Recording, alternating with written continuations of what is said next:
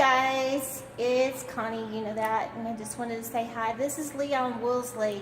He comes down to my desk and he chats with me from time to time. He's kind of like my little grandpa. He's a really fresh ray of light. So he's going to tell you a little story. There was an American, he was in England for vacation, and he walked into a pub. And there were three very large, ample ladies sitting at the bar having a drink. And he went over, sat down, got his drink, listened to him for a while, and he said, "Are you lassies from Scotland?" And they looked at him and he said, "It's Wales, Wales, you dumb American." And he said, "Oh, I'm sorry. Are you three whales from Scotland?" That's about all there is to the story, folks.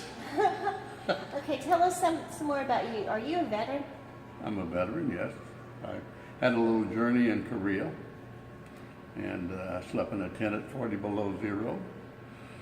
And that takes some doing. Yes, The main thing sounds was like that was quite cold.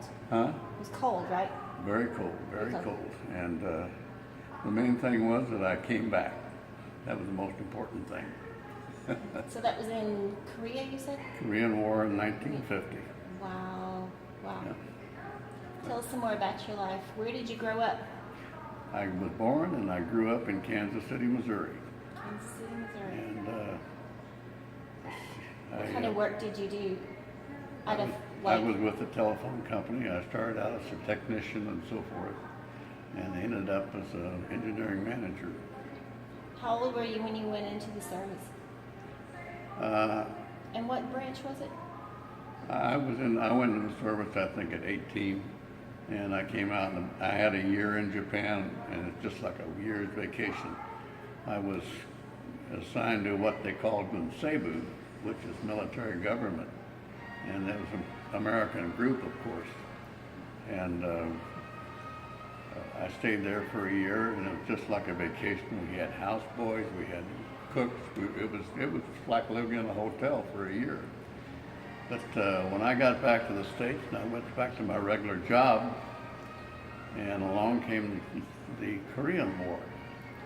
And I'd been in Canada with a friend, and we'd been canoeing portaging from lake to lake, and we spent a week out there. It was a lot of fun. Wonder we didn't drown ourselves, but we didn't, unfortunately. But when I got back, there was a letter waiting for me, and it said that Harry Truman had not forgotten me. He still had my name, and I was to go down to Fort Hood, Texas. That's cool.